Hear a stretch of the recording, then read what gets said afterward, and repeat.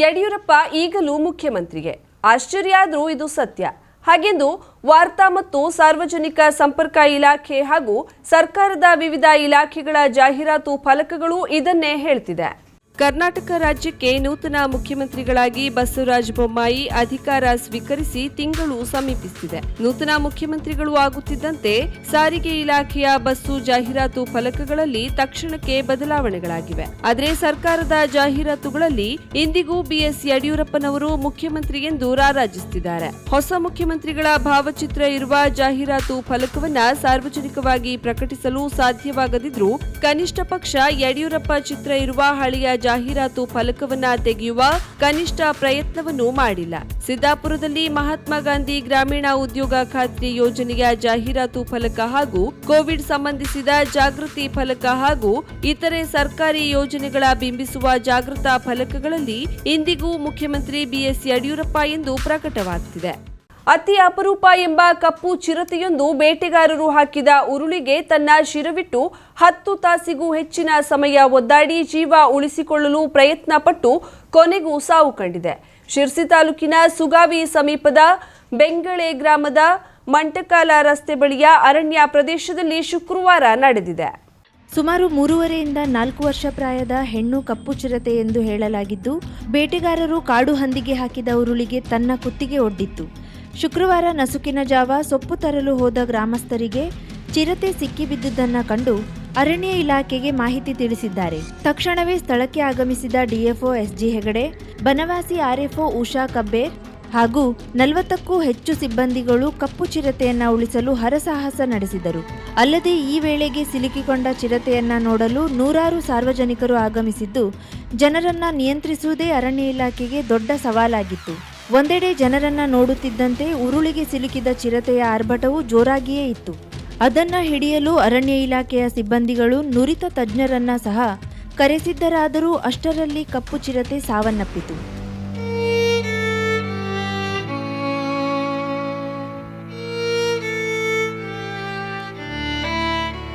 ಕಣ್ಣೆದುರೇ ಅಪರೂಪದ ಚಿರತೆ ಸಾವು ಕಂಡ ಸನ್ನಿವೇಶ ಎಂಥವರ ಮನವನ್ನಾದರೂ ಕಲುಕುವಂತಿತ್ತು.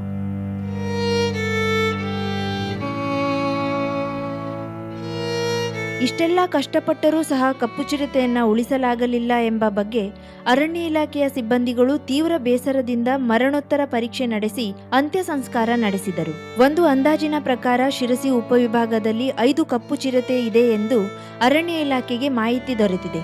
ಅದರಲ್ಲಿ ಬೆಂಗಳೆ ಭಾಗದಲ್ಲಿ 2, ಬನವಾಸಿಯಲ್ಲಿ 1, ತ್ಯಾಗಲಿ ಭಾಗದಲ್ಲಿ 1 ಹಾಗೂ ಇನ್ನುಳಿದಂತೆ ದೇವಿಮನೆ ಭಾಗದಲ್ಲಿ ಕಪ್ಪು ಚಿರತೆಯ ಸಂಕಲನವನ್ನ ಗುರುತಿಸಲಾಗಿದೆ. ಅತಿ ಅಪರೂಪದ ಸಂತತಿಯಾದ ಕಪ್ಪು ಚಿರತೆ ಹೆಚ್ಚಾಗಿ ತೀಕ್ಷ್ಣ ಅರಣ್ಯ ಪ್ರದೇಶದಲ್ಲಿ ಕಾಣಸಿಗುತ್ತವೆ. ಬನವಾಸಿ ಅರಣ್ಯ ವಲಯದಲ್ಲಿ ಇರೋದೊಂದೇ ಕಪ್ಪು ಚಿರತೆಯಾಗಿತ್ತು. ಅದು ಸಹ ಬೇಟೆಗಾರರು ಹೆಣೆದ ಉರುಳಿಗೆ ತಲೆಯೊಡ್ಡಿದೆ. ಕೋವಿಡ್-19 ಸಾಂಕ್ರಾಮಿಕ ಸೋಂಕು ಹರಡುವಿಕೆಯನ್ನು ತಡೆಗಟ್ಟುವ ನಿಟ್ಟಿನಲ್ಲಿ ಕೇಂದ್ರ ಮತ್ತು ರಾಜ್ಯ ಸರ್ಕಾರ ಹೊರಡಿಸಿರುವ ಮಾರ್ಗಸೂಚಿಗಳನ್ನು ಕಟ್ಟುನಿಟ್ಟಾಗಿ ಪಾಲಿಸಿಕೊಂಡು ಗಣೇಶ ಚತುರ್ಥಿ ಹಬ್ಬವನ್ನು ಸರಳ ರೀತಿಯಲ್ಲಿ ಆಚರಿಸಬೇಕೆಂದು ಸಿಪಿಐ ಮೋತಿಲಾಲ್ ಪವಾರ್ ಸೂಚಿಸಿದರು. ಶುಕ್ರವಾರ ತಹಶೀಲ್ದಾರ್ ಕಚೇರಿ ಸಭಾಂಗಣದಲ್ಲಿ ಹಮ್ಮಿಕೊಂಡಿದ್ದ ಗಣೇಶ ಚತುರ್ಥಿ ಹಬ್ಬದ ಸಾರ್ವಜನಿಕ ಶಾಂತಿ ಸಭೆಯನ್ನ ಉದ್ದೇಶಿಸಿ ಮಾತನಾಡಿದ ಅವರು, ಹಬ್ಬವನ್ನ ಸರಳ ರೀತಿಯಲ್ಲಿ ಭಕ್ತಿಪೂರ್ವಕವಾಗಿ ದೇವಸ್ಥಾನದ ಒಳಗೆ ಮತ್ತು ತಮ್ಮ ತಮ್ಮ ಮನೆಗಳಲ್ಲಿ ಆಚರಿಸಬೇಕು. ಇದನ್ನ ಹೊರತುಪಡಿಸಿ ಬೇರೆ ಯಾವುದೇ ಸಾರ್ವಜನಿಕ ಸ್ಥಳಗಳಲ್ಲಿ ಹಬ್ಬವನ್ನ ಆಚರಿಸುವುದು ನಿಷೇಧಿಸಲಾಗಿದೆ ಎಂದು ತಿಳಿಸಿದರು. ತಹಶೀಲ್ದಾರ್ ಪ್ರವೀಣ್ ಹುಚ್ಚಣ್ಣನವರು ಮಾತನಾಡಿ, 2 ಫುಟ್ಗಿಂತ ಹೆಚ್ಚಿನ ಗಣೇಶನ ಮೂರ್ತಿಯನ್ನ ಪ್ರತಿಷ್ಠಾಪಿಸಬಾರದು ಹಾಗೂ ಕಾನೂನು ಸುವ್ಯವಸ್ಥೆಗೆ ಧಕ್ಕೆ ಬರದಂತೆ ಆಯೋಜಕರು ಕಟ್ಟುನಿಟ್ಟಿನ ಕ್ರಮಗಳನ್ನು ಕೈಗೊಳ್ಳಬೇಕು ಮತ್ತು 1.5 ದಿನಗಳ ಒಳಗೆ ಸಂಬಂಧಪಟ್ಟ ಇಲಾಖೆಯವರು ಸೂಚಿಸಿದ ಸ್ಥಳಗಳಲ್ಲಿ ಮೂರ್ತಿ ವಿಸರ್ಜನೆ ಮಾಡಬೇಕು. ಇಲ್ಲದಿದ್ದರೆ ಡಿಸಾಸ್ಟರ್ ಮ್ಯಾನೇಜ್ಮೆಂಟ್ ಅಡಿಯಲ್ಲಿ ಅಂತವರ ವಿರುದ್ಧ ಕೇಸು ದಾಖಲಿಸಲಾಗುತ್ತದೆ ಎಂದರು. ಹಬ್ಬವನ್ನ ಅತ್ಯಂತ ಸರಳವಾಗಿ ಯಾವುದೇ ರೀತಿಯಾದಂತಹ ಮೆರವಣಿಗೆ, ಹೊರಾಂಗಣ, ಶಾಮಿಯಾನ ವೇದಿಕೆಗಳನ್ನ ನಿರ್ಮಿಸಿ ಗಣೇಶನ ಮೂರ್ತಿಯನ್ನ ಪ್ರತಿಷ್ಠಾಪನೆ ಮಾಡುವಂತಿಲ್ಲ. ದರ್ಶನಕ್ಕಾಗಿ ಬರುವ ಭಕ್ತರಿಗೆ ಮಾಸ್ಕ್, ಸ್ಯಾನಿಟೈಸರ್ ಹಾಗೂ ಸಾಮಾಜಿಕ ಅಂತರ ಕಾಪಾಡಿಕೊಳ್ಳಬೇಕೆಂದು ತಿಳಿಸಿದ್ರು. ಈ ಸಂದರ್ಭದಲ್ಲಿ PSI Shivananda Navadagi, S Hukkeri, probationary PSI Uma Basaragod, ಕಂದಾಯ ಇಲಾಖೆ ಸಿಬ್ಬಂದಿ ಸೂರಜ್ ಪತ್ರಿ ಹಾಗೂ ವಿವಿಧ ಗಣೇಶ ಮಂಡಲ ಆಯೋಜಕರು ಮತ್ತು ಸಾರ್ವಜನಿಕರು ಉಪಸ್ಥಿತರಿದ್ದರು. ಗೋಕರ್ಣದ ವಿವಿಧ ಕಡಲ ತೀರಗಳಿಗೆ ಜಿಲ್ಲಾ ಪೊಲೀಸ್ ವರಿಷ್ಠಾಧಿಕಾರಿ ಶಿವಪ್ರಕಾಶ್ ದೇವರಾಜು ಶುಕ್ರವಾರ ಸಂಜೆ ಭೇಟಿ ನೀಡಿದರು. ಇತ್ತೀಚಿನ ದಿನಗಳಲ್ಲಿ ಪ್ರವಾಸಿಗರು ಸಮುದ್ರದ ಸುಳಿಗೆ ಸಿಲುಕಿ ಸಾವನ್ನಪ್ಪುತ್ತಿರುವ ಸಂಖ್ಯೆ ಹೆಚ್ಚುತ್ತಿದ್ದು, ಎಸ್ಪಿ ಅವರು ಖುದ್ದು ಸ್ಥಳ ಪರಿಶೀಲನೆ ನಡೆಸಿ ಮುಂಜಾಗ್ರತಾ ಕ್ರಮಗಳ ಕುರಿತು ಗ್ರಾಮ ಪಂಚಾಯತ್ ಲೈಫ್ ಗಾರ್ಡ್ ಸಿಬ್ಬಂದಿ ಮತ್ತು ಸ್ಥಳೀಯ ಪೊಲೀಸ್ ಅಧಿಕಾರಿಗಳೊಂದಿಗೆ ಚರ್ಚಿಸಿದರು. ನೀರಿನಲ್ಲಿ ಇಳಿಯದಂತೆ ಧ್ವನಿವರ್ಧಕದ ಮೂಲಕ ನಿರಂತರ ಎಚ್ಚರಿಸುತ್ತಿರುವುದು, ಜೀವರಕ್ಷಕ ಸಿಬ್ಬಂದಿಗಳಿಗೆ ಅಗತ್ಯ ಪರಿಕರ ಒದಗಿಸುವ ಕುರಿತು ಚರ್ಚಿಸಿ ಆ ಬಗ್ಗೆ ಕ್ರಮ ತೆಗೆದುಕೊಳ್ಳುವುದಾಗಿ ತಿಳಿಸಿದರು. ಮುಖ್ಯ ಕಡಲ ತೀರದಲ್ಲಿ ಸುರಕ್ಷಿತ ಸ್ಥಳದಲ್ಲಿ ಮಾತ್ರ ಸಮುದ್ರದಲ್ಲಿ ಇಳಿಯುವಂತೆ ಸೂಚಿಸಿ ಉಳಿದ ಕಡೆ ನಿರ್ಬಂಧಿಸಬೇಕೆಂದು ತಿಳಿಸಿದರು.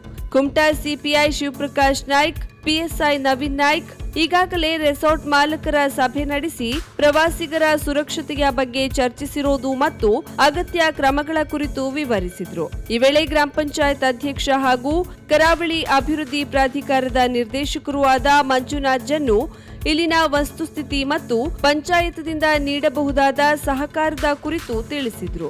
ಹೆಚ್ಚುವರಿ ಪೊಲೀಸ್ ಅಧೀಕ್ಷಕ ಬದ್ರಿನಾಥ್, ಕಂದಾಯ ನಿರೀಕ್ಷಕ ಕೃಷ್ಣಗೊಂಡ, ಗ್ರಾಮ ಲೆಕ್ಕಾಧಿಕಾರಿ ಮಂಜಪ್ಪ ಮತ್ತು ಪೊಲೀಸ್ ಸಿಬ್ಬಂದಿ, ಜೀವರಕ್ಷಕ ಸಿಬ್ಬಂದಿ, ಸ್ಥಳೀಯರು ಉಪಸ್ಥಿತರಿದ್ದರು. ಕುಡ್ಲೆ ಓಂ ಕಡಲ ತೀರ ಮತ್ತು ಅತ್ಯಂತ ಕಡಿದಾದ ದಾರಿ ಹೊಂದಿರುವ ಪ್ಯಾರಡೈಸ್ ಕಡಲ ತೀರವನ್ನ ಪೊಲೀಸ್ ವರಿಷ್ಠಾಧಿಕಾರಿ ತೆರಳಿ ವೀಕ್ಷಿಸಿದ್ರು. ನಾವು ಎಷ್ಟೇ ಎಚ್ಚರಿಕೆ ನೀಡಿದ್ರೂ ಪ್ರವಾಸಿಗರು ಮಾತು ಕೇಳ್ತಿಲ್ಲ. ಕಳೆದ ವಾರ ಸೆಲ್ಫಿ ಫೋಟೋ ತೆಗೆಯುವ ವೇಳೆ ಕಾಲು ಜಾರಿ ಸಮುದ್ರ ಪಾಲಾದ ಪ್ರವಾಸಿಗನ ರಕ್ಷಣೆಗೆ ತೆರಳಿದಾಗ ತಾವೇ ಜಾರಿ ಬಿದ್ದು ಗಾಯಗೊಂಡ ಘಟನೆಯನ್ನ ಲೈಫ್ ಗಾರ್ಡ್ನವರು ವಿವರಿಸಿ, ನೀರಿನಲ್ಲಿ ಮುಂದೆ ಹೋಗಬೇಡಿ, ಅಪಾಯವಿದೆ ಎಂದು ಬೇಡಿಕೊಂಡ್ರೆ ನೀವು ಯಾರು, ನಿಮ್ಮ ಗುರುತಿನ ಪತ್ರ ತೋರಿಸಿ ಎಂದು ನಮಗೆ ಎದುರು ಉತ್ತರ ನೀಡಿ ಹೆದರಿಸುತ್ತಾರೆ.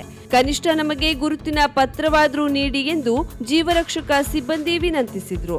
ನಮಗೂ ಕುಟುಂಬವಿದೆ, ನಮಗೆ ಭವಿಷ್ಯ ನಿಧಿ ಸೇರಿದಂತೆ ಸೇವಾ ಭದ್ರತಾ ಸೌಲಭ್ಯವನ್ನ ಒದಗಿಸುವಂತೆ ಪೊಲೀಸ್ ವರಿಷ್ಠಾಧಿಕಾರಿಯವರಲ್ಲಿ ಮನವಿಯನ್ನ ಮಾಡಿಕೊಂಡ್ರು. ಎಸ್ಪಿ ಅವರು ಈ ಕುರಿತು ಪ್ರವಾಸೋದ್ಯಮ ಇಲಾಖೆಯೊಂದಿಗೆ ಮಾತನಾಡುವ ಭರವಸೆಯನ್ನ ನೀಡಿದ್ರು.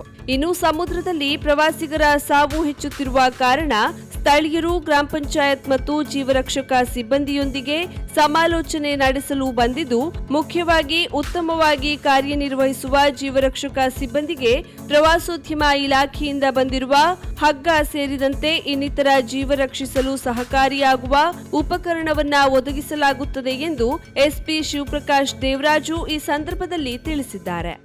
ಕಾರವಾರ ತಾಲೂಕಿನ ಸಾರ್ವಜನಿಕ ಗಣೇಶೋತ್ಸವ ಸಮಿತಿಯ ಪದಾಧಿಕಾರಿಗಳೊಂದಿಗೆ ಶುಕ್ರವಾರದಂದು ಸಭೆ ನಡೆಸಿದ ಅಸಿಸ್ಟೆಂಟ್ ಕಮಿಷನರ್ ವಿದ್ಯಾಶ್ರೀ ಚಂದರಗಿ ಗಣೇಶ ಚತುರ್ಥಿ ಹಬ್ಬವನ್ನು ಸರ್ಕಾರದ ಆದೇಶದಂತೆ ಸರಳವಾಗಿ ಆಚರಿಸುವಂತೆ ಸೂಚಿಸಿದರು.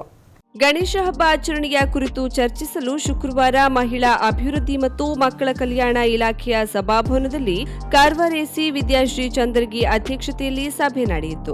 ಸರ್ಕಾರದ ಆದೇಶದಂತೆ ಗಣೇಶ ಚತುರ್ಥಿ ಹಬ್ಬವನ್ನ ಸರಳ ರೀತಿಯಲ್ಲಿ ಭಕ್ತಿಪೂರ್ವಕವಾಗಿ ದೇವಸ್ಥಾನದೊಳಗೆ ಮತ್ತು ತಮ್ಮ ತಮ್ಮ ಮನೆಗಳಲ್ಲಿ ಆಚರಿಸಬಹುದಾಗಿದೆ.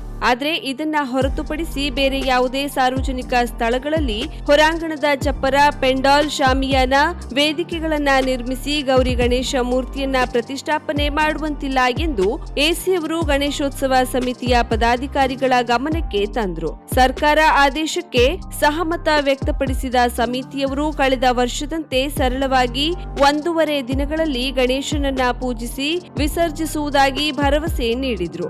ಗಣೇಶ ಮೂರ್ತಿಯ ವಿಸರ್ಜನೆ ಮಾಡಲು ಸಮುದ್ರದಲ್ಲಿ ಅವಕಾಶ ನೀಡಬೇಕೆಂದು ಆಗ್ರಹಿಸಿದ್ರು. ನಿಮ್ಮ ಬೇಡಿಕೆಯನ್ನ ಜಿಲ್ಲಾಧಿಕಾರಿಯವರ ಗಮನಕ್ಕೆ ತಂದು ಅವರು ಕೈಗೊಂಡ ನಿರ್ಧಾರವನ್ನೇ ಶೀಘ್ರದಲ್ಲಿ ತಿಳಿಸೋದಾಗಿ ಎಸಿ ಅವರು ಭರವಸೆಯನ್ನ ನೀಡಿದ್ರು. ಈ ಸಂದರ್ಭದಲ್ಲಿ ವೇದಿಕೆಯಲ್ಲಿ ಡಿವೈಎಸ್ಪಿ ಅರವಿಂದ್ ಕಲ್ಗುಜ್ಜಿ, ತಹಶೀಲ್ದಾರ್ ನೊರೋನಾ, ತಾಲೂಕ್ ಪಂಚಾಯತ್ ಕಾರ್ಯನಿರ್ವಹಣಾಧಿಕಾರಿ ಡಾಕ್ಟರ್ ಆನಂದ್ ಕುಮಾರ್ ಬಾಲಣ್ಣನವರ್ ಉಪಸ್ಥಿತರಿದ್ದರು.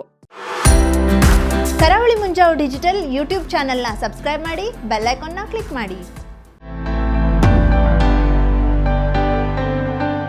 ಶ್ರೇಷ್ಠ jewellers private limited, gold, diamond, silver. ನಮ್ಮಲ್ಲಿ ಬಂಗಾರದ ಆಭರಣಗಳಲ್ಲಿ ವಿಶೇಷ ರಿಯಾಯಿತಿ, ಮದುವೆ ಸಮಾರಂಭ ಹಾಗೂ ಇನ್ನಿತರ ಶುಭ ಕಾರ್ಯಗಳಿಗಾಗಿ ನಿಮಗಾಗಿ ತಯಾರಿಸಲ್ಪಟ್ಟ ಹೊಸ ಶೈಲಿಯ ಆಂಟಿಕ್ ಮಾದರಿಯ ಗುಣಮಟ್ಟದ ಹಾಗೂ ನುರಿತ ಕುಶಲಕರ್ಮಿಗಳಿಂದ ಸಿದ್ಧವಾದ ಸೊಗಸಾದ ಆಭರಣಗಳು.